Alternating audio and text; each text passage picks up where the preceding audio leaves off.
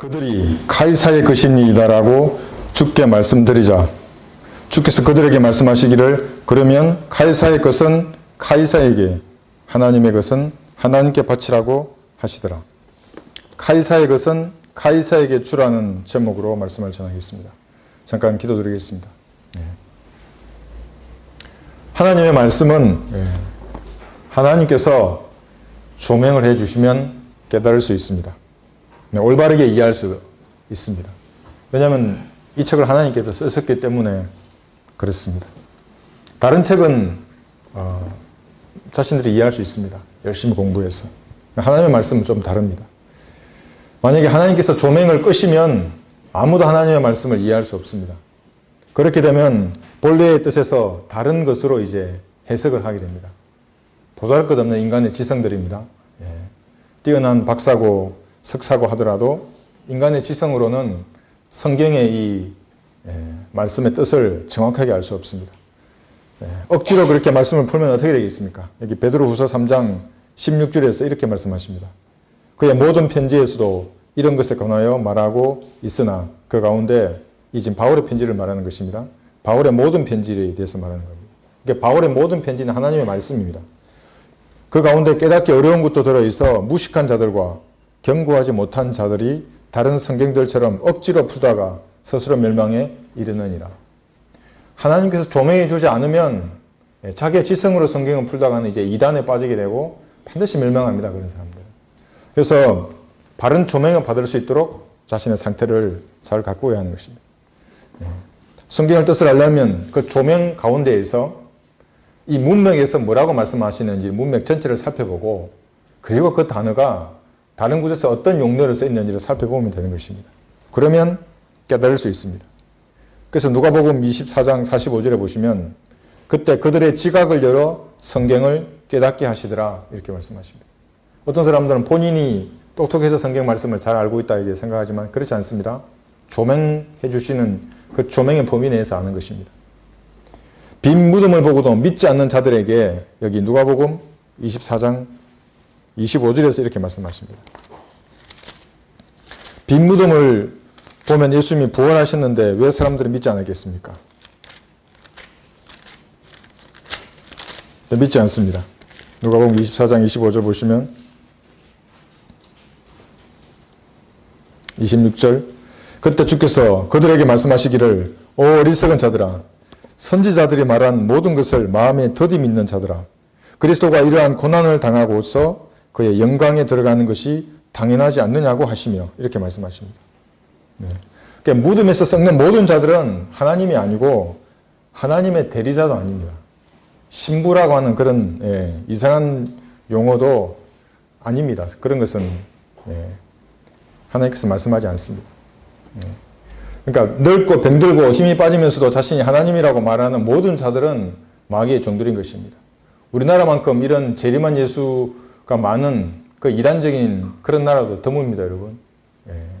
신천지부터 해서 이만희, 안선홍, 장길자, 문순명부터 이런 무식한 자들입니다. 성경을 모르는 무식한 자들인 것입니다. 부활의 이 능력만큼 예수님 하나님임을 증명하는 것이 또 어디 있겠습니까? 근데 사람들은 그때나 지금이나 예수님의 부활을 믿지 않습니다. 여기 31절 보시면 그때 그들의 눈이 열려서 주를 알아보자 주께서는 그들의 시야에서 사라지시더라. 32절 보시면 그들이 서로 말하기를 그분이 길에서 우리에게 말씀하시며 성경을 열어 보여주실 때 말씀하시는데 이것을 성경을 열어 보여주신다고 말씀하시는 겁니다. 우리 마음이 뜨겁지 아니하더냐 이렇게 하시는 겁니다. 주님께서 성경을 열어서 말씀하십니다. 지금은 성령께서 우리에게 조명을 해주시고 성경을 열어서 깨닫게 해주시는 겁니다.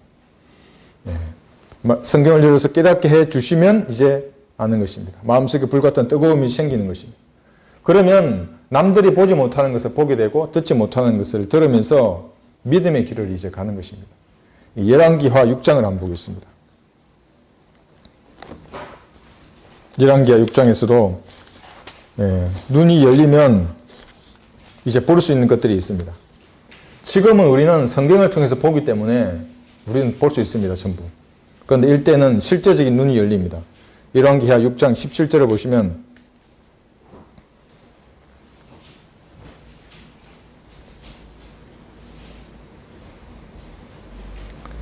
그때 엘리사가 기도하여 말하기를 주여 내가 청하오니 그의 눈을 여시어 그로 보게 하소서 하자 주께서 그 청년의 눈을 여시니 그가 보니 보라 엘리사를 둘러 애워싼 말들과 불벙거들이 산을 가득 채웠더라.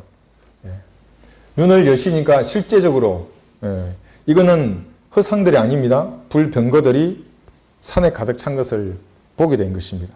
주께서 눈을 열어주시니까. 여러분들은 보이십니까?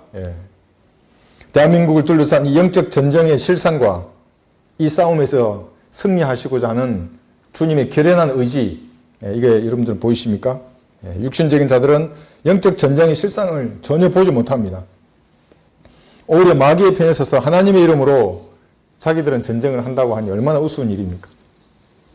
영적 전쟁을 수행하는 이 전쟁터, 이걸 전장이라고 하지 않습니까? 주님도 그런 전장을 가지고 계십니다. 우주적 차원에서의 그런 시공간은 주님이 싸우시는 전쟁터입니다. 우리는 조금 실감나지 않죠? 한국 전쟁의 이 전장터, 제가 예전에 한번 말씀드렸죠. 이성호 목사님에게 위임하셔서 이 영적 전쟁을 치르고 계시는 것입니다. 그리고 눈에 보이는 목사님을 사랑하지 않고 그분을 비난하면서도 자신은 성경들은 믿는다? 저는 그런 사람들은 영적 군인의 자격을 상실한 사람들이라고 지금도 변함없이 생각하고 있습니다. 여러분들은 어떻습니까? 누군가 목사님의 설교 중에 정치를 책망하는 그런 말씀이 있다고 해서 그것을 비성경적이라고 얘기하면 어떻게 되겠습니까? 저는 그렇게 말하는 사람들에게 우선 그 사람의 지성을 먼저 점검해 봐야 한다고 이렇게 조언을 하고 싶습니다. 여기서 지성은 IQ를 얘기하는 것입니다. 성경의 문맥에서 그 단어가 무엇을 말씀하시는지 자신이 이해하지 못하면서도 남을 가르치게 되면 사람들은 분열하게 됩니다. 만약에 내가 IQ가 낮다 그러면 주님께 조명을 받아서 깨달으면 되는 것입니다. 그러니까 저는 항상 주님 앞에 조명을 달라고 기도합니다. 제가 지금 연약하고 어리석고 무지한 자가 어떻게 하나님의 말씀을 전할 수 있겠습니까? 그러니까 항상 조명을 주십시오. 어떤 날은 저보고 이런 마음이 듭니다. 닥치고 앉아서 성경을 읽고 공부하고 네가 깨달은 것을 이렇게 쓰라고. 네가 깨달은 것을 말하라고. 그러면 자신이 있습니다. 주님이 조명해 주시는 것만큼만 제가 전하면 되니까. 그래서 성도가 우리 교회 어느 교회의 성도가 자기 교회 목사의 설교하고 이성호 목사님의 설교하고 다르다고 저하고 상담을 만약에 한다고 하면 제가 어떻게 생각이 들겠습니까? 너무나 안타까운 것입니다. 배교한 자들의 뿌린 씨들이 아직도 도처에 널려 있는 것을 제가 볼 때는 너무나 참으로 가슴 아픕니다. 제가 뭐라고 하겠습니까? 기도하라는 것 외에는 제가 말해줄 방법이 없는 것입니다.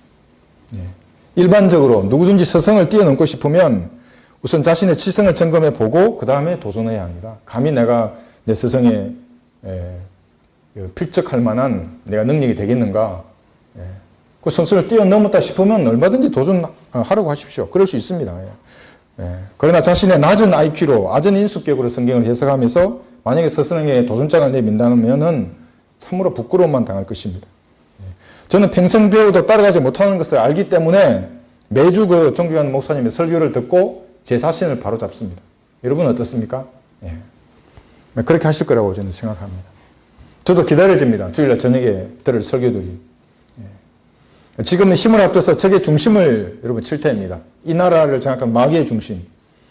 가만히 내버려두면 어떻게 하겠습니까? 마귀들이. 우리 개인을 공격하고 우리 가정을 파괴하고 우리 교회를 공격하고 끝내는 이 나라를 삼킬 것입니다. 위급한 시기입니다. 지금 이 시기는. 아군의 대일에 분열을 일으키는 것은 마귀적인 일입니다. 지금까지 이런 자들은 한 명도 빠짐없이 이 진리의 대일에서 이탈해서 자기만의 군대를 또 꾸렸습니다. 본인들은 그것이 하나님의 군대라고 생각하지만 제가 보기에는 마귀의 군대입니다. 자신의 지혜로 깨달은 것이 전부라고 생각하지 말고 존경하는 목사님의 설교를 듣고 자신의 바로잡고 도전받는 시간이 반드시 필요한 것입니다. 저도 예외가 아니고 어떤 목사도 예외가 아니라고 생각합니다. 설교를 하는 사람들은 반드시 설교를 듣고 본인도 주님으로부터 말씀을 듣고 도전을 받아야 하는 것입니다. 제가 언급하는 것은 제가 참으로 어리석은 저에게 주님께서 조명을 주셔서 제 나름대로 정리한 것입니다. 여러분은 어떻게 생각하십니까? 하나님께서 조명을 주지 않으시면 똑같은 하나님의 말씀을 읽어도 어떤 사람은 A를 추종하게 됩니다. 어떤 사람은 B를 추종하게 되는 것입니다. 그러면 A를 따르는 사람이 있고 B를 따르는 사람이 생기게 됩니다. 물론 우리의 영적인 삶에 적용할 때는 얼마든지 적용할 수 있습니다. A, B 뿐만 아니라 C, D, F 여러 가지 개인의 환경이 다르기 때문에 말씀을 적용해서 우리가 승리할 수 있는 것입니다. 그런데 말씀은 좀 다릅니다. 물론 성경 말씀 중에는 이중적인 예언의 말씀이 있습니다. 역사적으로도 적용하고 교리적으로도 적용할 수 있습니다. 그러나 그 하나의 문장은 하나의 분명한 사실을 알려주고 있습니다. 우리에게. 그러니까 책을 읽으면 됩니다. 문맥에서 뭐라고 말씀하시는지. 읽으면 우리가 이해할 수 있는 것입니다. 이것마저도 하나님께서 깨닫게 하지 않으면 알 수 없습니다. 그래서 겸손한 자세로 하나님 앞에 가는 것입니다. 이 문맥에서 말씀하신 이 뜻이 무엇이냐고. 그러면 알게 되는 것입니다. 길을 가다가도 알게 됩니다. 얼마나 기쁘겠습니까? 빨리 쫓아가고 싶습니다. 기도하러. 이걸 깨닫게 해주셔서 감사합니다. 누가복음 24장 38절에 보시면 주께서 그들에게 말씀하시기를 어찌하여 너희는 불안해하며 어찌하여 너희 마음에 의심이 생기느냐. 나의 손과 발을 보라. 바로 나니라. 나를 만져보라. 영은 살과 뼈가 없지만 너희가 보던 바와 같이 나는 있느니라고 하시고 이 말씀을 하신 후 자기 손과 발을 그들에게 보여주시더라. 부활한 예수님은 손과 발 만질 수 있는 영적인 몸입니다. 영이 아니고. 지난번에 말씀드렸지만 저희 집에 왔던 그 이단 안소영 교회의 그 여자 이상한 구원받지 못한 그 사람들이 부활한 예수님은 영이랍니다. 영. 근데 그 영이 지금 안산홍에게 들어갔다가 이제는 장길자에게 들어가 있다고 이런 말을 하는 겁니다. 그렇지 않습니다. 예수님은 영적인 몸입니다. 이게. 그러나 이렇게 보여주는데도 부활한 예수님의 이 못자국난 손과 발을 보여주는데도 이 정도면 성경을 믿을 수 있을 만큼 충분한 증거가 되는데도 그들은 믿지 못합니다. 여기 41절 보시면 또 그들의 기쁨으로 인하여 아직 믿지 못하고 의아해하고 있을 때 주께서 그들에게 말씀하시기를 여기에 먹을 것이 있느냐 하시고 42절 보시면 그들이 구운 생선 한 토막과 벌집을 조금 드리자 그것을 받아서 그들 앞에서 드시더라. 이제 완벽한 증거를 보여주시는 것입니다. 좀 믿으라고 이렇게. 보고라도 좀 믿으라고. 우리에게는 물론 이 말씀이 있습니다. 충분히 믿을 수 있습니다. 여기 부활의 증거뿐만 아니라 모든 것이 다 나타나 있는 것입니다. 부활하신 예수님의 몸은 우리가 장차 변화하게 될 그 영적인 몸인 것입니다. 지금의 육신의 몸과 한번 비교해 보십시오. 정말 그 어떻게 말로 표현할 수 있겠습니까? 영원히 사는 몸, 늙지 않고 질병 없이 하나님 안에서 의와 화평과 찬양을 부르면서 영원히 산다고 한번 생각해 보십시오.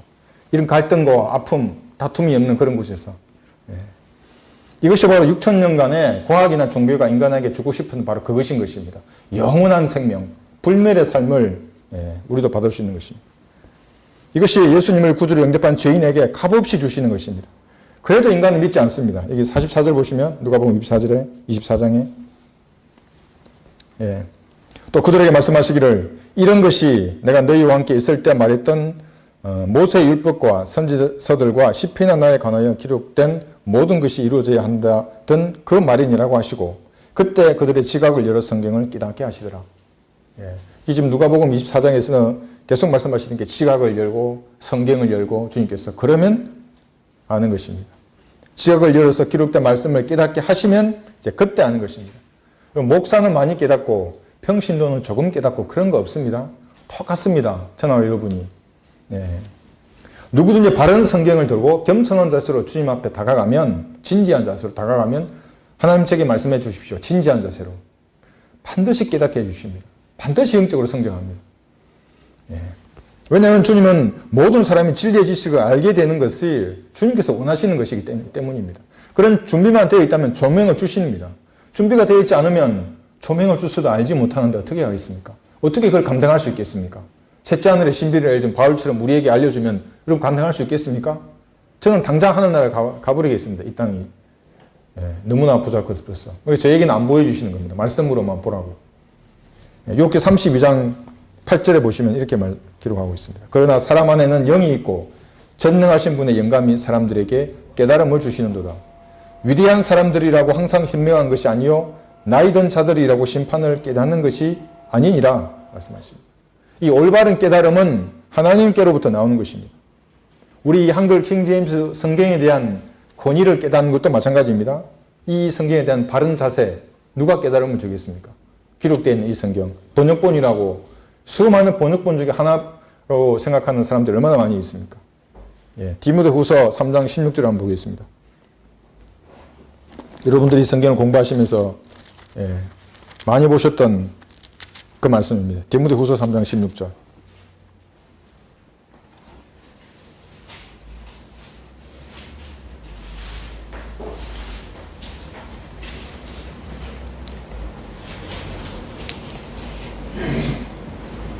모든 성경은 하나님의 영감으로 주어진 것으로 이렇게 되어 있습니다. 주어진 것으로. 우리에게 지금 주어져 있습니다. 이 책상 위에, 내 손 위에. 교리와 책망과 바르사분과 의로 훈육하기에 유익하니. 그러니까 하나님께서 한 사람을 들어 쓰신 겁니다. 유성호 목사님을. 쓰셔서 단어가 살아있는 이 책을 우리에게 주어지게 했던 것입니다. 그 책이 우리에게 주어졌습니다. 그리고 그 책의 단어에 호흡을 불어 넣으셨다고 저는 믿습니다. 제가 흘러본 이 책이. 여러분 어떻게 생각하십니까? 그런데도 목사님을 비난하면서 이런 믿음을 자기도 가지고 있다고 말하는 사람들을 제가 봅니다. 글쎄요. 최소한 그 사람들은 정직한 사람들은 아니라고 생각합니다. 왜냐하면 배교자들 중에서 목사님께 우호적인 생각을 가진 사람들 여러분 보셨습니까? 단 한 사람도 예외 없이 비난하고 비판하는 영으로 가득 차 있는 것입니다. 그래서 어떤 사람이 어떤 설교나 어떤 주장, 어떤 이야기를 할 때 제가 이야기를 들어보면 그 사람의 미래가 예측이 됩니다. 앞으로 어떻게 될 것인지. 왜냐하면 마귀의 수작이 너무나 뻔한 것이기 때문에 제가 보이는 것입니다. 그것이. 여기서 지금 오늘 제가 주제로 정한 카이사의 것은 무엇이냐면 이건 정치적인 권력입니다. 정치적인 권력은 카이사에게 주라는 것입니다. 교회에서 목사가 정치적인 권력을 휘두르지 말고 이게 무슨 말이냐면 이런 겁니다. 교회 내에 만약에 정치적인 권력이 들어오면 교황은 어떻게 합니까? 이 교회의 영적인 권위하고 그 다음에 세상의 정치적인 권위를 합해버리는 겁니다. 그래서 그 왕국의 왕이 되려고 하는 게 교황입니다. 교회 국가의 왕이 되려고 하는 것입니다. 그것이 극대화되는 게 대환란 시대의 사탄의 왕국입니다. 그러나 지금은 그렇게 하면 하지 말라는 겁니다. 그 정치 권력은 카이사에게 주라는 겁니다. 그럼 우리는 뭐 합니까? 정치를 우리는 책망하는 것입니다. 여기 요한복음 18장 36절에 보시면 예수께서 대답하시기를 나의 왕국은 이 세상에 속한 것이 아니니라. 만일 나의 왕국이 이 세상에 속한 것이라면 내 부하들이 싸워서 나를 유대인들에게 넘어가지 않게 하였을 것이라. 그러나 지금은 나의 왕국이 여기에 속한 것이 아니니라. 지금 정치 권력은 예수님에게 속한 것이 아닙니다. 때가 되면 예수님께서 이 땅에 오셔서 적그리스로부터 그 정치 권력을 회수해서 예수님께서 그걸 철장으로 지구를 통치하실 것입니다. 그때는 주님이 하시는 것입니다.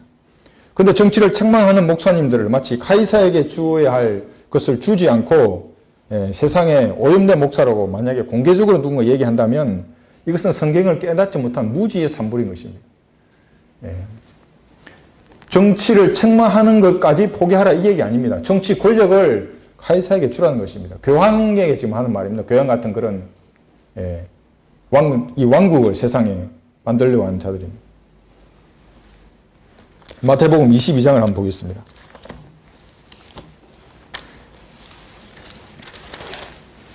지금 이 문맥에서 말씀하시는 것을 여러분 잘 보시면 사실 어려운 것이 전혀 없습니다. 이것을 구구책을 읽듯이 이 문맥에서 말하는 것이 카이사에게 주라고 하는 것이 무엇인가 여러분 바로 알 수 있습니다. 제가 한번 이제 쭉 살펴보겠습니다. 여기 15절 보시면 그때 바리새인들이 가서 어떻게 하면 그가 말하는 것으로 예수님이 말하는 것입니다. 올가미를 씌울까 의논하더라. 왜냐하면 올가미를 씌워서 이제 정치적인 권력을 가진 카이사에게 넘겨주는 겁니다. 그 예수님을 죽이려고 하는 것입니다. 항상 이렇게 덫과 올가미를 씌우려고 노력하는 자들의 이 목적은 이 수단은 정정당당하게 싸우지 않습니다. 덫을 치고 기다리는 것입니다. 바리새인들은 한 번도 예수님과의 논쟁에서 이긴 적이 없습니다. 그래서 군중을 선동하는 것입니다. 거짓으로 이렇게 사람들을 유도하는 겁니다. 선동이라는 것이. 이런 자들은 항상 선동의 대가들입니다. 나치의 선동가 게벨스가 이런 말을 했습니다. 나에게 한 문장을 달라. 그러면 모든 사람을 죄인으로 만들 수 있다. 이게 무슨 말이겠습니까? 무슨 글을 쓰더라도 그 글을 오해하게 만드는 것입니다. 곡해해서 해석하는 겁니다. 그러면 모든 사람을 죄인으로 만들 수 있다고 말하는 것입니다. 저도 마찬가지입니다. 제 이 말하는 이 문장 하나만 가지고 이단으로도 몰 수 있습니다. 그 사람들이. 문맥은 생각하지 않고. 선동은 한 문장으로 가능한 것입니다. 그런데 이것을 반박하기 위해서는 수십 장의 문서가 필요하고 증거들이 필요한 것입니다. 그리고 반박을 할 때쯤 되면 이미 대중은 선동되어 있는 것입니다. 그래서 한국 교회의 이 교인들이 잘못된 목사들에 의해서 지금 선동이 되어 있는 것입니다. 잘못된 성경을 가지고 마귀의 교리를 가르치는데도 그들에게 선동이 되어 있는 것입니다. 성경의 말씀도 마찬가지입니다. 한 문장을 잘못 가르쳐서 사람들을 선동하면 그것을 바로잡기에는 무척 어려운 것입니다. 우리가 열심히 분투하고 노력하지만 사람들을 얘기해보면 그 높은 벽을 제가 실감합니다. 무엇부터 도대체 상담을 해야 하고 가르쳐야 될지 모르는 경우가 많이 있습니다. 왜냐하면 너무나 많은 거짓 교리들로 가득 차 있기 때문에 참으로 어려운 것입니다. 마귀들은 자기들의 열렬한 추종자들을 가지고 있습니다. 목사들, 교수들, 교사들, 거짓 형제들, 그리고 잘못된 성경, 마귀의 성경을 가지고서 그것을 잘못된 해석을 하게 하는 것입니다. 그걸 교육하게 하는 것입니다. 목자를 비난하고 정죄하는 것이 당연하다는 듯하게 성도들을 선동하면 그래서 자기 사람으로 만들려고 하는 것입니다. 그것이. 그러나 저나 여러분 모두 사람의 종이 아닙니다. 여러분은 저의 종도 아니고 저도 사람의 종이 아닙니다. 우리는 우리를 자신의 피로 구속해 주신 그리고 이 성경을 우리에게 주신 하나님의 종입니다. 어떤 인간의 말도 우리에게 권위를 행사할 수 없는 것입니다. 이 성경만이 우리에게 권위를 행사할 수 있습니다. 그 성경을 바르게 해석해서 말씀하시면 제가 아멘이라고 하는 것입니다. 제가 수긍합니다. 거기에는. 이 바리새인들은 어떤 사람들이었습니까? 타협하지 않는 사람들이었습니다. 그러니까 분리주의자였습니다. 그러나 예수님을 올가미에 씌우기 위해서 이들은 여러 단체들하고 연합을 합니다. 헤롯 당원들, 그 당시에 헤롯을 추종하는 그 정치인들하고도 연합하고 사두개인들 이런 자들하고도 연합을 하는 것입니다. 여기 마가복음 3장 6절을 보시면 그러자 바리새인들이 나가서 적시그를 대적해서 어떻게 죽일까 하고 헤롯 당원들과 함께 모의하더라. 이렇게 항상 숨어서 이렇게 모의하고 하는 것입니다. 예수님을 죽이기 위해서. 오직 한 사람을 죽이려고 연합하고 모의해서 실행에 옮기는 것입니다. 누가복음 20장에는 그들의 업무가 잘 나와 있습니다. 누가복음 20장 마태복음 여기 펴두시고요. 지금 이렇게 질문을 던졌던 그들의 계략, 업무가 여기 잘 드러나 있습니다. 누가복음 20장 20절 보시면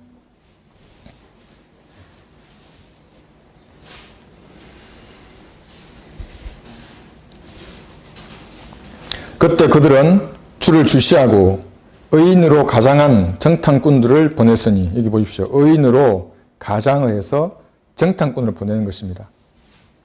이는 그들이 주의 말씀을 책잡아서 총독의 권력과 권세에 이게 정치적인 권력 권세입니다. 그를 넘겨주려 함이더라.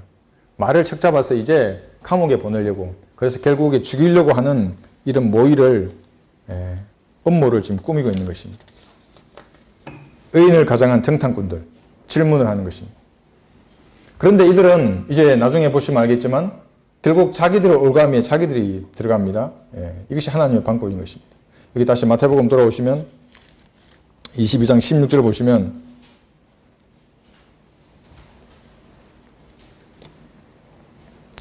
또 그들은 자기들의 제자들을 헤롯 당원들과 함께 그에게 보내어 말씀드리기를 이제 바리새인들이 이렇게 연합해서 하는 겁니다. 선생님, 우리들은 당신이 진실하시며 또 진리로 하나님의 길을 가르치시며 아무도 개의치 않으시는 것을 아오니 이는 사람들을 외모로 보지 않으시기 때문입니다. 이렇게 말합니다. 비유를 맞추죠. 아부하는 말을 하고 그렇게 해서 이제 안심하면 올가미에 씌우는 것입니다. 그래서 우리가 진리를 전할 때는 인간의 찬사나 칭찬에 얽매이지 말아야 하는 것입니다. 그들이 예수님에 대해서 평가하는 것은 옳았습니다. 니고데모도 이런 평가를 했습니다. 요한복음 3장 2절에 보면 랍비여 우리는 당신이 하나님께로부터 오신 선생이신 줄을 아나이다. 이는 하나님께서 함께하지 아니하시면 아무도 당신이 행하시는 이런 기적들을 행할 수 없기 때문이다라고 하더라. 평가는 잘하고 있습니다. 그러나 이런 환심을 사는 발언을 한 다음에 바리새인들은 이제 본격적인 질문을 합니다.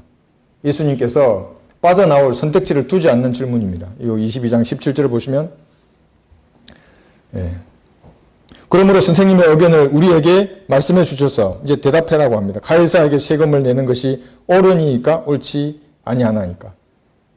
지금 세금을 얘기하고 있습니다. 옳습니까 옳지 않습니까? 선택지를 두 개를 준 겁니다. 그런데 둘 다 어떤 것을 선택하더라도 예수님은 올가미에 걸릴 수밖에 없는 질문입니다. 만약 여러분들은 어떻게 대답하겠습니까? 세금을 내라고 하면 어떻게 되냐면 여기 신명기 17장에 나와 있는 이방인의 왕을 섬기게 되는 겁니다. 그러면 예수님은 선지자로서의 정통성이 사라져버리는 겁니다. 근데 세금 내지 마 그러면 이제 카이사에게 잡혀가는 겁니다. 감옥에 가는 겁니다. 두 가지 선택지를 던져주는 겁니다. 둘 다 어떤 답을 하더라도 예수님은 빠져나올 수 없는 그런 지금 질문을 했던 것입니다.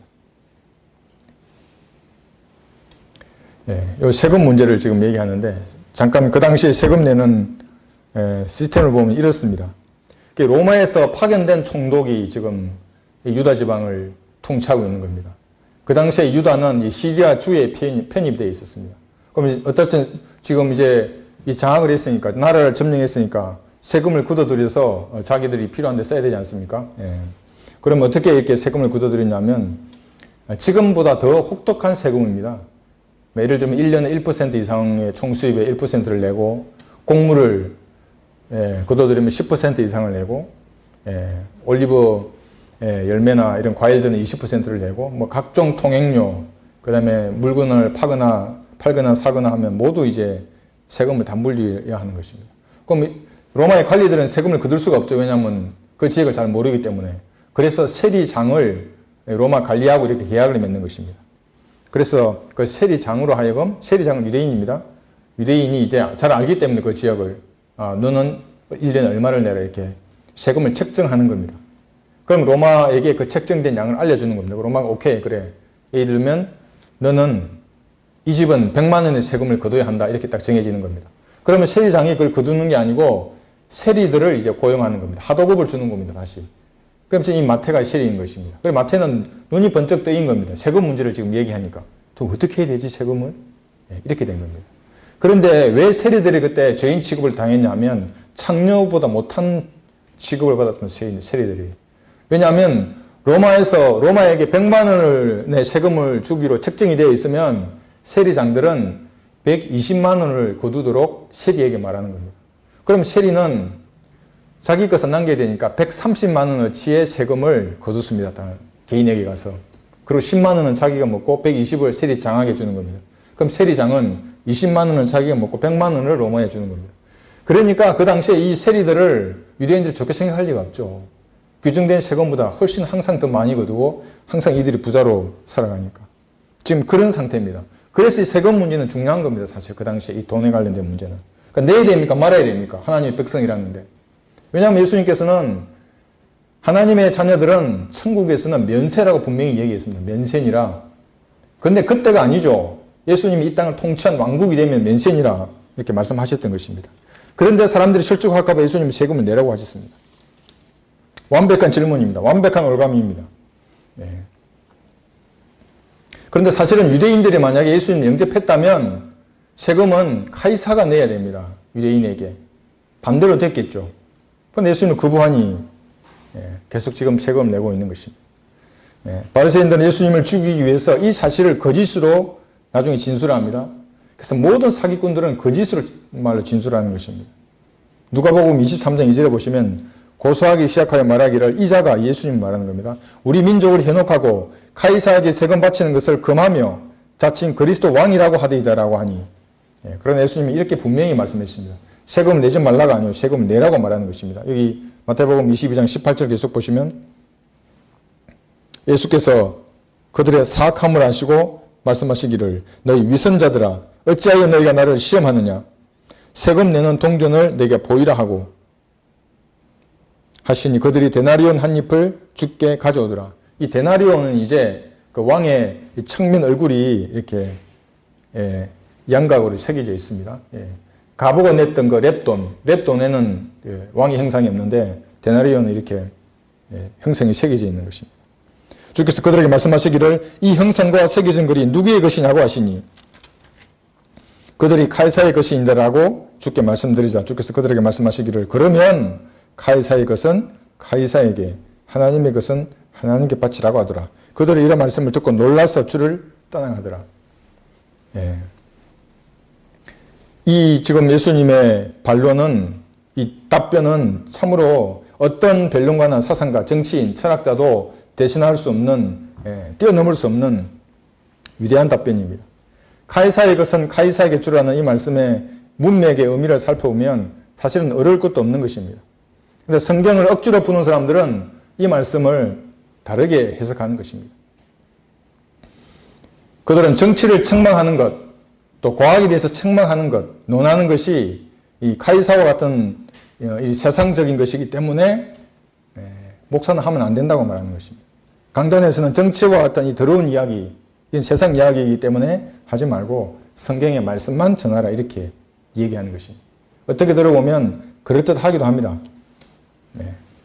그러나 정신을 차리지 않으면 이런 이상한 말에 넘어가서 정치를 판단하고 책망하시는 그런 목사님에 대한 반감이 우리에게 키워지는 것입니다. 분열을 일으키는 사실은 마귀의 속삭임입니다. 하나님께서 성경을 깨닫게 하지 않으면 이런 요상한 주장을 하다가 배교하는 길로 접어들게 되는 것입니다. 이 말씀을 사실은 문맥에서 말씀하시는 것은 너무나 간단 명료한 얘기입니다. 교회 시대에는 세금을 낼 자에게 세금을 내라는 것입니다. 이 문자적으로 해석하면 이 로마서 13장 우리가 로마서 공부할 때 했는데요. 다시 한번 보겠습니다. 로마서 13장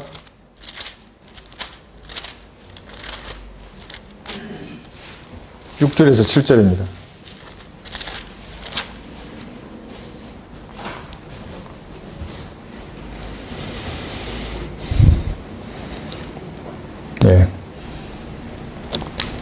이러한 연유로 너희가 세금도 내는 것이니, 자, 세금 내는 이유가 여기 있습니다.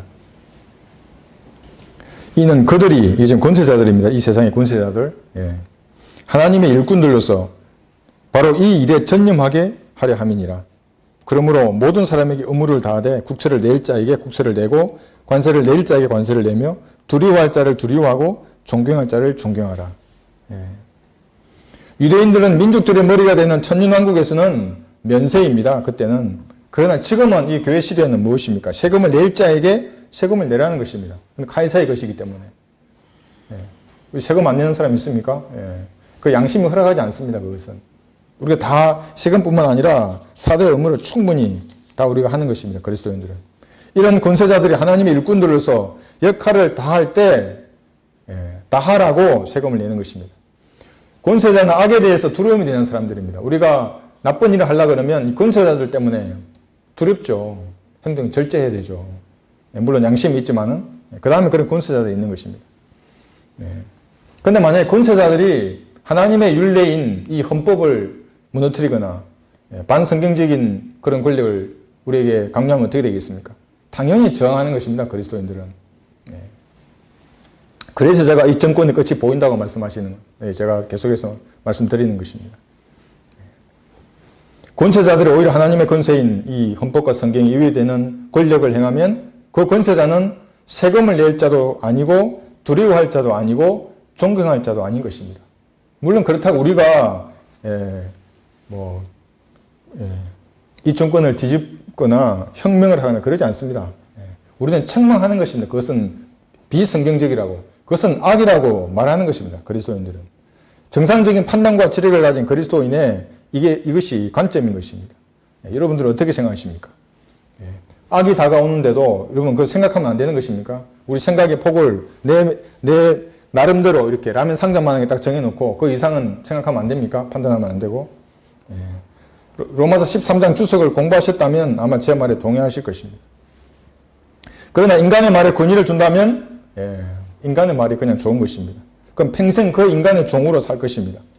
성경과 이 주석서의 종으로 살기에도 부족한데 왜 인간 목사의 종이 되어야 하겠습니까? 왜 교단의 종이 되어야 하고 왜 어떤 사람의 말에 우리가 귀를 기울여야 하겠습니까? 어떤 사람도 말씀으로 우리가 판단하고 분별해야 하는 것입니다. 지금 이 문맥에서 말하는 또 한 가지 교훈은 교회 국가에 대한 교훈을 우리가 얻을 수 있습니다. 교회 국가. 교회가 정치적인 권력을 장악해서 다스리지 말라는 것입니다. 그 정치 권력하고 교회가 합해지면 그것이 적그리스도의 왕국입니다. 중세 로마 카톨릭이 그렇게 했습니다.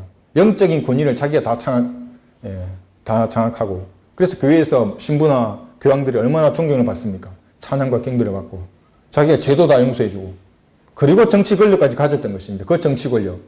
그 정치 권력은 카이사의 것입니다. 주라는 것입니다. 교회가 법을 제정해서 마음대로 사람을 투옥하고 고문하고 살인하고 재산을 몰수했던 것이 중세 카톨릭이 했던 짓입니다. 교황이 세상의 황제가 되면 정치적인 왕국을 그런 정치적인 왕국을 하지 말라는 것입니다. 카이사의 것은 카이사에게 주라는 것입니다. 그래서 카이사가 가진 돈이나 정치 권력은 카이사가 가져가라는 것입니다. 그럼 우리는 무엇이 있습니까? 영적인 권위를 가지고 있는 것입니다. 그래서 하나님의 나라에 들어오도록 은혜의 복음을 전파하는 것입니다. 세상의 나라를 뒤엎는 혁명을 일으키는 게 아니고 하나님 나라에 들어가는 이 은혜의 복음을 우리가 전파하는 것입니다.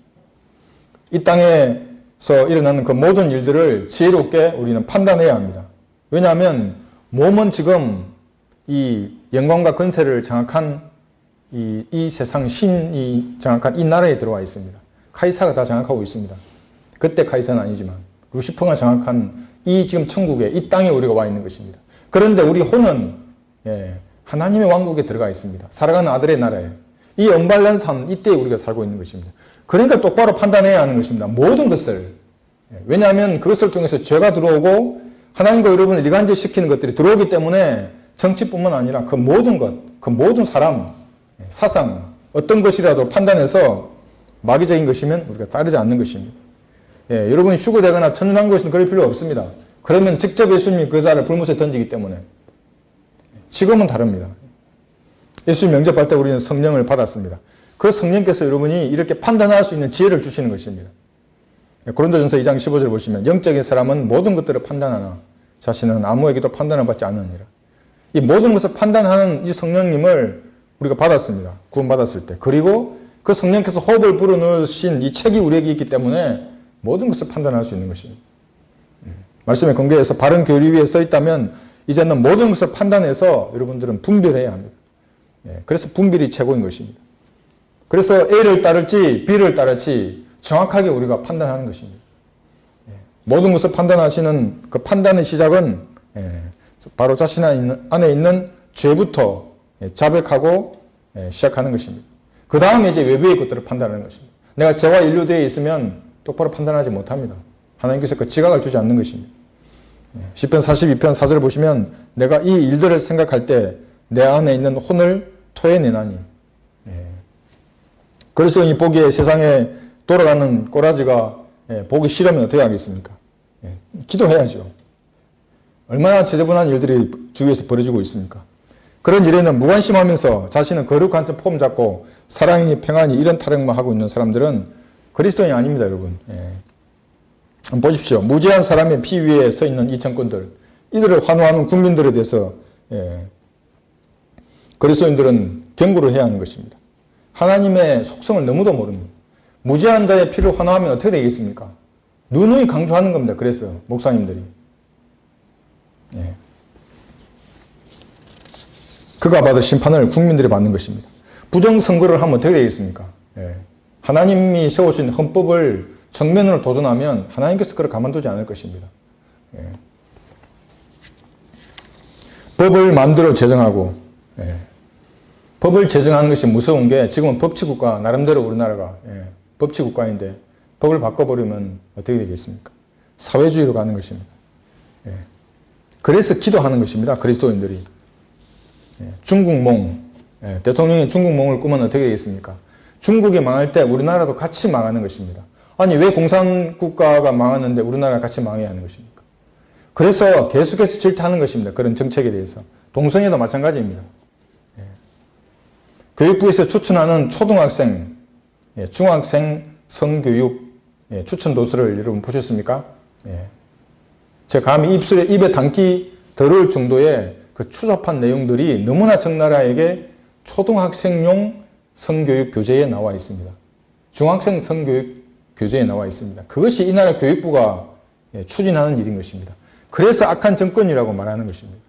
사람들에게 이 성에 대해서 완전 개방하는 그런 얘기하는 겁니다. 내가 저 보는 내용 중에 이런 말도 있습니다. 중학생에게 성적인 문제는 자제하면 안 되고 관계를 장려하는 겁니다. 대신 콘돔을 쓰라면서 그걸 자세하게 그려놓습니다. 남녀의 이런 것들을. 어떻게 이런 것들을 초등학생 그리고 중학생한테 이런 만화책을 보게 해서 그런 것들을 조정하는 것입니까?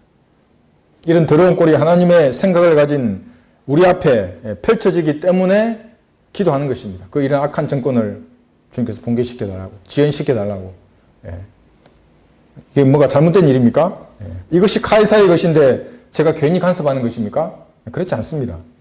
그렇게 생각하는 사람들은 러크만 목사님의 책을 공부한 성경들을 믿는 사람이 아닙니다. 러크만 목사님의 책은 저보다 10번은 더하게 이 부당한 권력에 대해서, 정치 권력에 대해서 책망하고 계십니다. 그래서 공부하라는 것입니다. 마음을 겸손히 해서 무엇이라도 배우고 익혀서 하나님을 위해서 사용하려고 하는 것입니다.